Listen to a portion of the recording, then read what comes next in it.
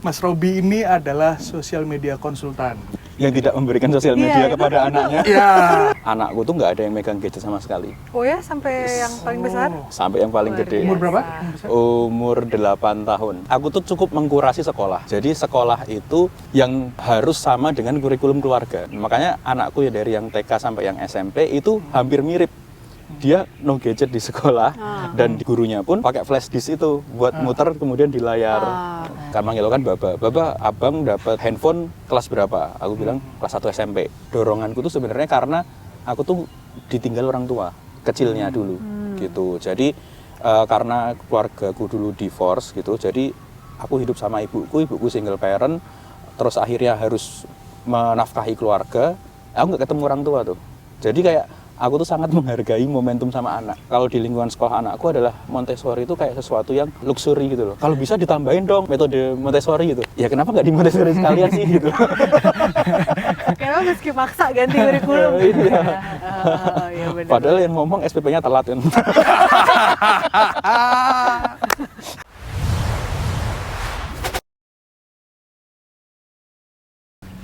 Halo teman-teman, kembali lagi bersama kami Chandra dan Belinda di podcast Kemari Academy. Jadi podcast yang membahas tentang pendidikan dan Montessori ya Maya. Ya. Di kali ini guys, di episode kali ini kita ada kedatangan tamu spesial, yaitu adalah Mas Robi. Yeay. Mas Robi ini adalah sosial media konsultan. Ya. Betul ya Mas ya? Betul. Dan juga bapak dari 3 anak laki-laki. Ya sementara. Ya. Ya, mungkin juga nggak tahu kita nggak tahu gitu. Perempuan gak sih? Iya. Kok belum dapat salahnya gitu ya. Nah itu juga. Jadi Mas Robi ini juga mengajar sosial media marketing segala macam gitu ya, dan juga influencer guys. Gitu. Jadi Influenza. betul. Instagramnya di bawah ini gitu ya. Oke, kita ngobrol-ngobrol tentang apakah sosial media itu mengganggu atau membantu pendidikan anak. Oh iya. Gitu. Temanya itu. Pertanyaan pertama aku langsung ke Mas Robi. Asik. Kayak gimana tuh kalau di keluargamu Mm-mm. tentang menerapkan sosial media terhadap anak-anakmu tuh kayak gimana sih? Oh iya. Jadi sebelumnya aku tuh termasuk orang keluarga aku bisa dibilang konservatif ya. Konservatif. Jadi konservatifnya ini dalam hal gadget. Gitu. Jadi anakku tuh nggak ada yang megang gadget sama sekali. Oh ya, sampai yang paling besar? Sampai yang paling Luar gede. biasa. Umur berapa? Umur 8 tahun. Oke. Bulan ini 8 tahun. Nah, itu sampai sekarang nggak megang gadget sama sekali. Terus hiburannya apa? Hiburannya mainan. Mainan sama orang tuanya. Mainannya banyak berarti di rumah. Iya, betul. Jadi kayak apa sih main pom-pom itu gitu, terus main-main Lego gitu. Jadi main-main kayak gitu sih hiburannya. Jadi memang nggak kita kasih akses sosmed sama sekali gitu. Jadi malah kalau TV di rumah ada. Nah, TV fungsinya buat apa? Buat ngasih edukasi dan itu, tapi kita kasih flash disk. Walaupun TV-nya smart TV, cuma kita nggak ngasih akses ke YouTube gitu. Oh, jadi bukan hanya sosial media tapi YouTube, terus internet segala macam? Betul, enggak. Enggak ya? Enggak sama sekali. Gitu. Googling, tidak Google gitu? Googling juga enggak. Oke. Jadi yang googling orang tuanya, yang belajar orang tuanya, kita ngedeliverin ke mereka gitu. Nice banget sih. Pertanyaannya adalah kenapa? Mungkin bisa disaringkan ke teman-teman. Oke, jadi aku pernah baca 2 jurnal sebenarnya. Yang pertama dari AAP, jadi American Association Pediatrics kalau nggak salah artinya, yang sama WHO itu mengatakan bahwa kalau bisa sebelum umur 5 tahun atau yang paling ekstrim itu sampai 14 tahun itu jangan dikasih gadget. Gitu, karena akan menghambat tumbuh kembang baik itu secara fisik ataupun mental. Itu yang pertama. Terus kemudian yang kedua itu Silicon Valley. Itu kompleks perumahan petinggi-petinggi Google sama Apple yang ada di Amerika. Nah, itu kan mereka perusahaan teknologi, aplikasi, telekomunikasi internasional. Itu bahkan kemudian ketika mereka bikin sekolah di sana, itu sekolahnya adalah no gadget. Sekolahnya no gadget. Tapi bukan berarti aku terus kan kalau soal parenting itu kadang yang aku nggak seneng ini agak melebar dikit ya. Yang nggak seneng tuh terus akhirnya ketika kamu pro terhadap sesuatu, seolah-olah kamu kontra terhadap sesuatu gitu loh. Kalau nggak ini berarti kamu benci ini. Iya gitu. Jadi kayak kalau ibu-ibu pada ngumpul itu debat parenting itu kayak debat agama tuh.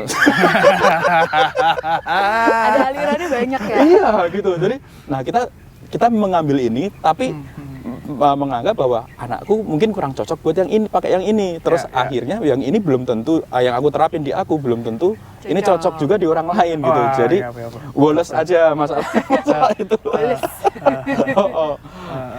Itu sih. Terus kemudian yang di Silicon Valley itu mereka sangat bahkan membuat sekolah yang nggak ada gadgetnya sama sekali, Mas. Nah itu yang terus sampai usia 12 tahun kalau nggak salah di Silicon Valley itu. Jadi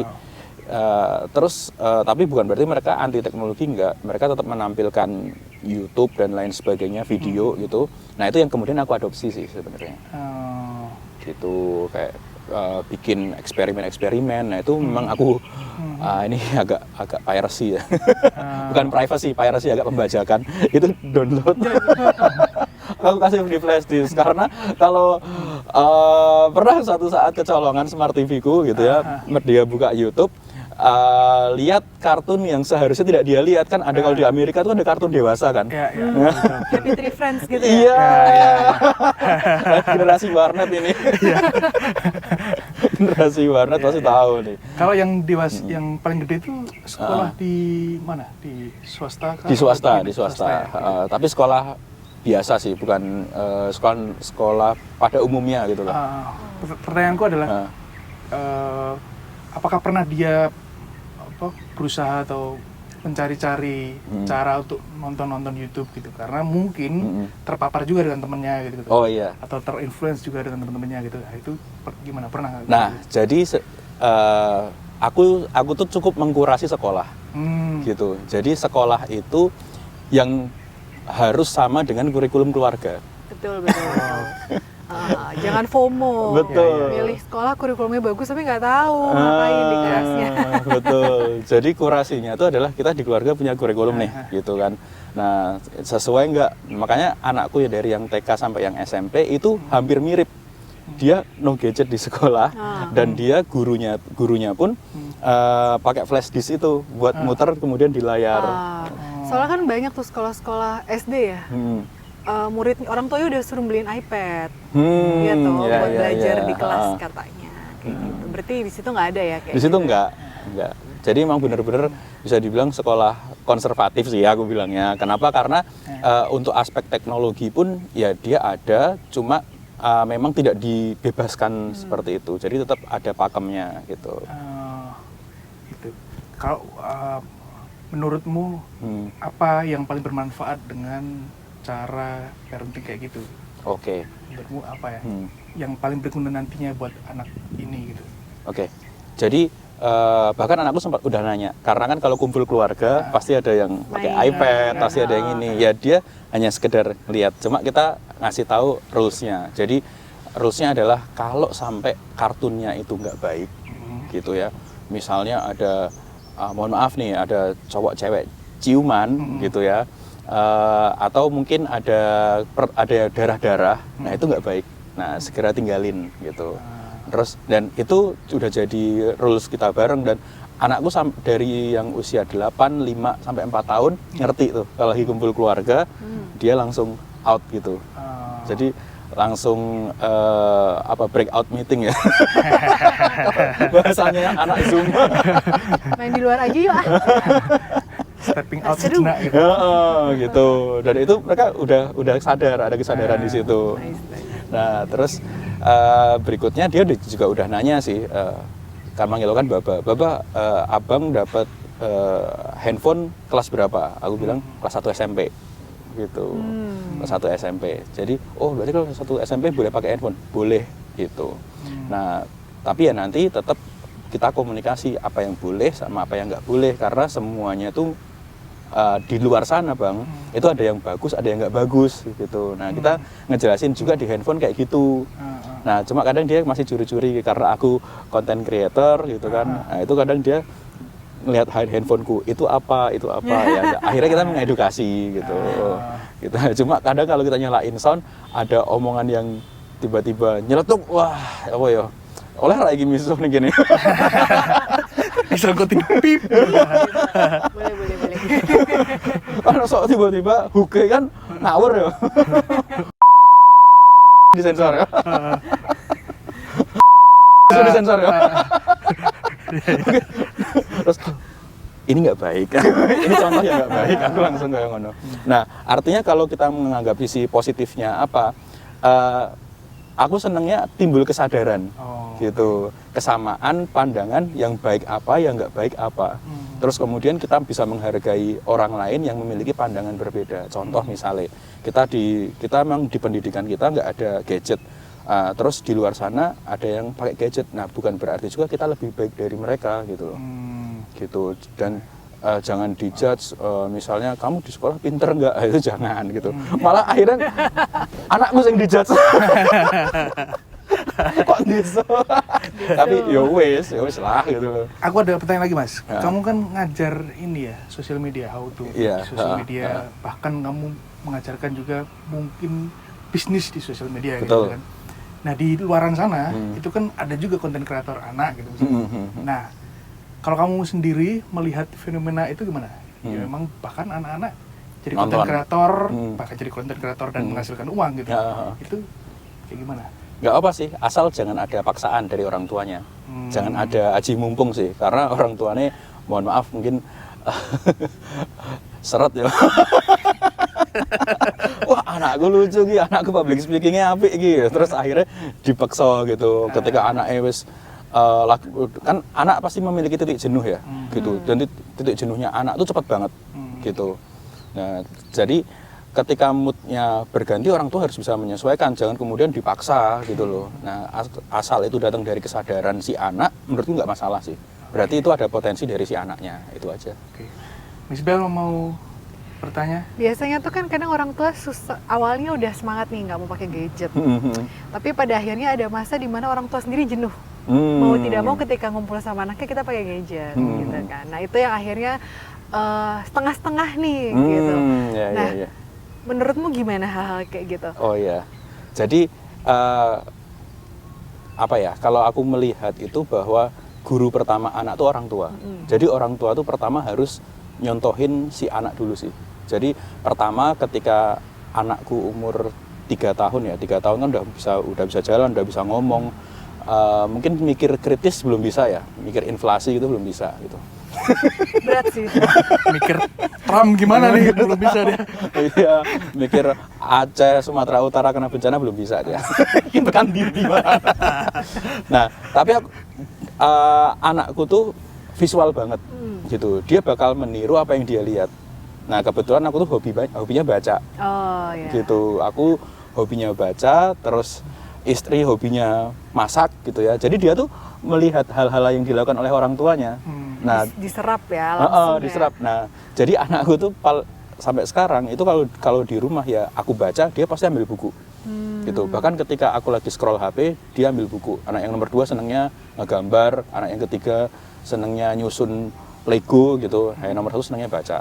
Nah, jadi memang aku berpendapat dari dulu bahwa orang tua itu tuh nggak tetap jadi guru yang pertama. Sekolah itu tuh bukan tempat laundry kan. Orang kiranya sekolah tuh tempat laundry ya. Jadi kotor ke sana keluar harapannya bersih. Nah, cuma laundrynya berbayar gitu kan ya. Tinggal disetrika itu udah bersih aja, nggak mau tahu gimana caranya ya. Nah, itu jadi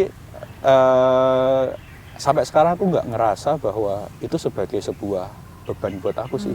Karena gini, kalau kita mau flashback ke belakang, doronganku tuh sebenarnya karena aku tuh ditinggal orang tua kecilnya dulu gitu. Jadi karena keluargaku dulu divorce gitu, jadi aku hidup sama ibuku single parent, terus akhirnya harus menafkahi keluarga. Aku nggak ketemu orang tua tuh. Jadi kayak aku tuh sangat menghargai momentum sama anak. Yes. Gitu. Nice. Gitu. Jadi ya di rumah kita create something gitu, bahkan besok sekolahmu pelajarannya apa? Oh besok market deh, boleh saja kita jalan-jalan. Benar-benar nggak apa-apa. Yang penting di rumah diajarin. Betul, iya, betul. Nggak sekolah sering-sering nggak apa-apa. Yang penting di rumah diajarin. Betul. Udah bolos di rumah nggak diajarin, begitu ujian bubar ya. Udah. itu. Yang disalahin sekolahnya biasanya. Itu betul. Itu sih. Sama ini dong, kan tadi nyari sekolah benar-benar sesuai sama visi pengasuhan anak di rumah gitu ya. Tipsnya dong, karena tuh banyak banget orang tua tuh FOMO ya. Kayak misalnya sekarang Montessori kan lagi famous banget. Betul. Terus orang tua tuh banyak kayak merasa kayak gini kurikulum terbaik deh, dimasukin gitu. Tapi mereka nggak benar-benar paham sebenarnya targetnya tuh apa sih. Sampai nanti begitu masuk baru 1 tahun udah langsung ditanya, ini kok belum diajarin baca, ini kok belum diajarin nulis, ini kok belum diajarin kayak kita kayak nggak sevisi sih Bu. Tips dan triknya deh. Oke, jadi dengan berbagai macam metode pendidikan, ya orang tua tuh harus melek, harus perkaya literasi, harus mau baca, harus mau searching, harus mau datang ke FGD berbagai macam hal gitu ya. Fungsinya untuk apa ya? Biar nggak FOMO tadi sih Mbak.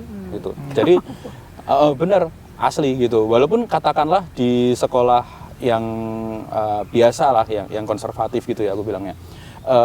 Kok ini beda ya outputnya kayak Montessori, kok ini beda ya outputnya. Jadi masih banyak orang-orang tua yang seperti itu menganggap bahwa kalau di lingkungan sekolah anakku adalah Montessori itu kayak sesuatu yang luxury gitu loh, sesuatu yang fancy. Kalau bisa ditambahin dong metode Montessori gitu. Ya kenapa nggak di Montessori sekalian sih gitu? Kenapa meski maksa ganti kurikulum? Iya. Ya bener. Padahal yang ngomong SPP-nya telat kan. Maaf ya. Nggak nyebut nama, nggak nyebut instansi, aman ya. Aman. Nah artinya orang tua harus banyak literasi sih.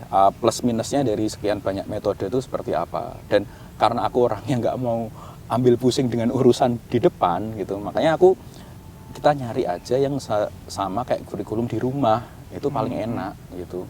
Karena kalau akhirnya kita yang menyesuaikan dengan kurikulum di luar tapi kitanya nggak melek literasi, yuk podo wae gitu. Jadi boleh aja sih menurutku FOMO terhadap Montessori itu menurutku FOMO yang baik. Sebenarnya itu FOMO yang baik, cuma jadi nggak baik ketika pada para orang tua itu nggak mau riset dan nggak mau mengaplikasikan apa yang ada di sekolah ke rumah. Gitu. Lepas tangan gitu. Lepas tangan. Laundry tadi itu ya. Betul, karena sebenarnya kalau aku prinsipku di rumah, guru sama orang tua itu sama-sama ya orang tua gitu. Nah kalau yang di rumah itu orang tua biologis, nah yang di sekolah tuh orang tua ideologis. Mantap. Gitu. Jadi memperlakukannya harus sama. Aku bilang sama anakku, memperlakukan gurumu di sekolah itu sama kayak memperlakukan baba sama mama di rumah. Gitu. Ya sama-sama harus respect. Guru pasti respect ke kamu, tapi kamu juga harus respect ke guru.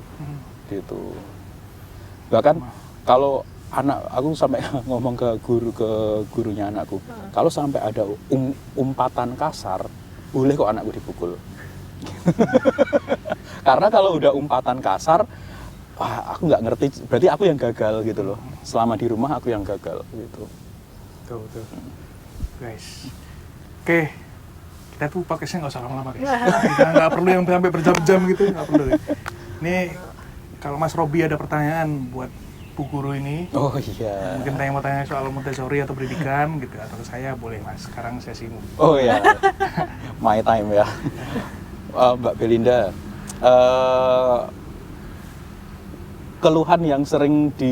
keluhan orang tua apa yang sering ditemui ketika Mbak Belinda mengajar Montessori itu, Mbak? Ya tadi, ketidaksamaan visi pengasuhan. Karena dari awal orang tua hanya tahu Montessori itu cuma main-main. Ya mereka satu pikirnya Montessori itu banyak mainnya. Iya. Padahal semua permainan di dalam kelas itu yaitu pelajarannya. Ada value-nya ya. Kalau menurutku kata bermain, belajar, bekerja di anak-anak tuh hal yang sama.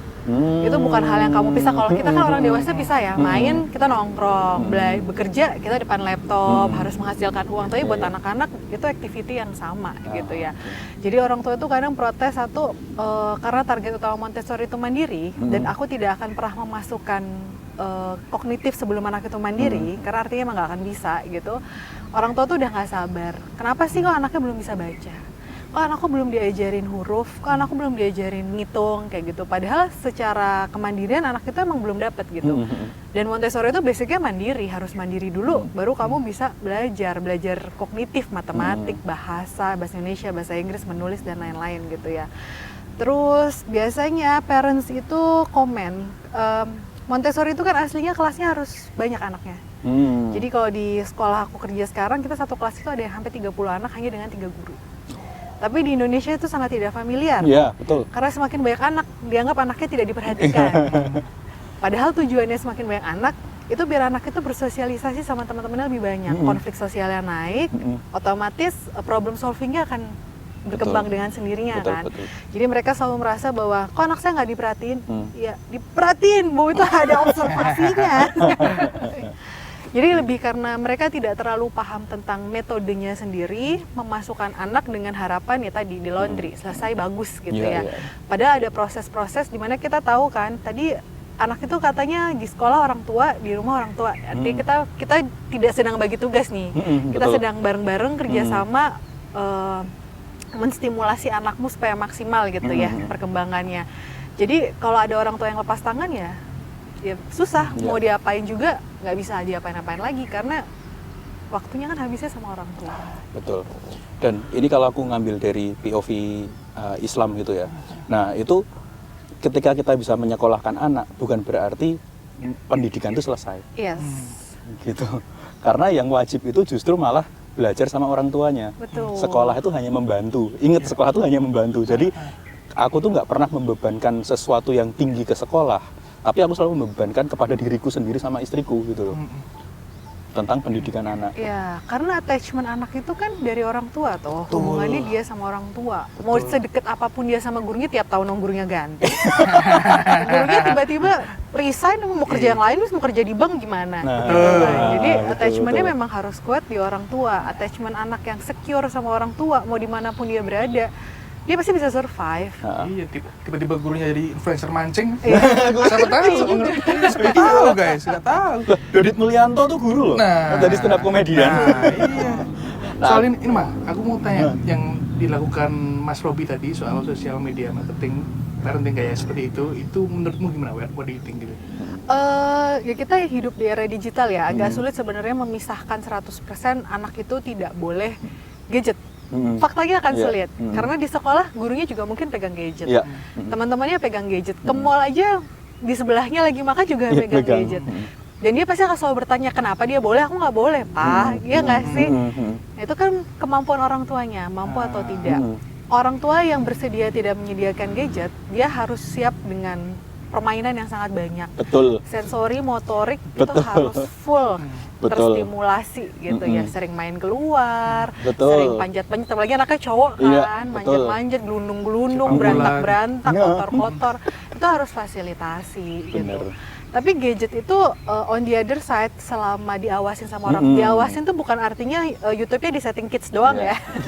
Itu biasanya kan gitu, diawasin YouTube-nya di setting kids, anaknya suruh nyari gitu ya. Tapi kan karena suka ada apa ya konten-konten yang akhirnya nggak bisa terkurasi juga dengan sendirinya gitu loh. Ngasih gadget tuh nggak apa-apa, yang penting orang tua tuh ketika ngasih gadget nggak ditinggal anaknya, diajak ngobrol, diajak nyanyi bareng, dibahas itu isinya apa, nonton aja National Geographic, mereka juga jadi akan tahu kan, iya toh. Betul. Jangan koko melon terus ibaratnya gitu.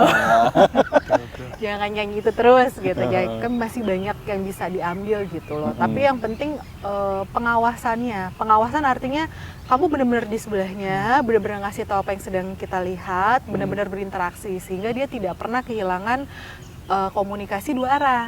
Nah, penyebabnya sekarang banyak banget tuh anak-anak umur 3 tahun speech delay, belum bisa ngomong. Alasannya karena screen time. Enggak, karena orang tuanya. Bukan karena screen time-nya, karena selama dikasih screen time kau tinggal. Selama dikasih screen time nggak kau bahas lagi apa yang ada di dalamnya. Jadi dia nggak punya komunikasi. Banyak banget anak-anak speech delay sekarang usia 3 tahun ya. Dan itu emang fakta sih, karena anak-anaknya temanku yang ngalamin speech delay itu kemudian nyalahin gadgetnya. Iya, kan yang ngasih gadget orang tuanya. Itu dia. Yang ngasih gadget orang tuanya gitu kan. Jadi itu pernah ada yang sempat nanya ke aku gitu kan. Mas, kok anak gue tuh sampai kecanduan gadget ya? Ini gimana solusinya? Solusinya di Anda. Ngobrol, ajak ngobrol. Bukan di saya, solusinya di Anda. Satu kalimat Anda ya. yang ngasih, saya yang suruh tanggung jawab. Karena untuk ngebetulin anak speech delay untuk jadi tidak speech delay, artinya dia speechnya bagus itu kan umur 2 tahun tuh dia burst. Jadi otaknya itu akan produksi itu semua. Tapi karena ke delay, ya jadi dia geser. Dan fase tercepatnya di situ udah kehilangan gitu loh. Jadi butuh waktunya bener-bener lama, yang tadinya pakai gadget terus tiba-tiba sama ibunya ditarik ya tantrum. Iya, Orang betul. tua stres lagi, anaknya tantrum, kasih lagi gitu. Sama sih, anakku tuh juga tantrum kalau lagi baca, direbut adiknya bukunya. Gitu. Nah, ya terus sebenarnya setiap anak tuh pasti memiliki masa tantrumnya Oh pasti, gitu ya. apalagi usia 3 tahun tuh. Asli. Dan itu memang sih konsekuensi yang harus aku lakukan itu ketika tidak menyediakan gadget, kita bakal lebih sering keluar ke alam bareng gitu. Gitu. Itu beberapa kali ke apa tuh lava bantal, kita susur sungai, terus aku suruh manjat tebing batu gitu. Kayak gitu tuh. Tapi outdoor play is best sih. Kalau favorit kami di Kaliurang. Kaliurang. Oh, Kaliurang. Gardu Lapangan pandang. UGE. Ya, Jadi gampang anaknya aja lah. lapangan luas gini, anaknya suruh lari-lari aja gitu. Iya. Kalau nggak Wisdom Park UGM. Betul, betul. Ya agak takut nyemplung juga sih. Gelundung. Ya nggak apa-apa. Tapi emang harusnya memang di usia kecil, usia 0 sampai 2 tahun itu sensory play-nya banyak. Terus 2 tahun ke atas motorik dan sensori itu sudah harus combine gitu. Jadi memang outdoor play itu paling bagus sih. Outdoor play ya, bukan playground outdoor ya. Ya, ya. iya. Tuh, outdoor play, bukan playground outdoor. Bisa playground. Apa Prosotan mah mau di dalam di luar sama aja. Oke, itu guys tadi perbincangan kami dengan Mas Robi, seorang praktisi sosial media. Yang tidak memberikan sosial media Iya, kepada anaknya. Iya, sih, ini seru. Perspektifnya menarik banget. Ternyata dia bisa memisahkan itu gitu. Ya, Keren. ya. Gitu. Sebagai penutup kita mesti ada tantangan untuk Mas Robi. Ush, apa Apa nih? koprol? Tantangannya adalah Mas Robi harus membuat tebak-tebakan untuk semuanya. Wah, ngawur gila begini. Satu tebak-tebakan, apa Mas? Oke, saya menutup. Dia yang jago Aduh. tahu sebenarnya. Itu ngawur ini. Mas Andra gitu. Ketemu pisan asik, ketemu pindo nggak rapi. Ya udah, aku aja. Mas Andra. we. Jadi kurikulum apa yang selalu nggak enakan? Aku langsung tak jawab ya. Iya, apa Mas? Montessori. Oh iya. Iya. Udah guys. Sorry. Sorry banget.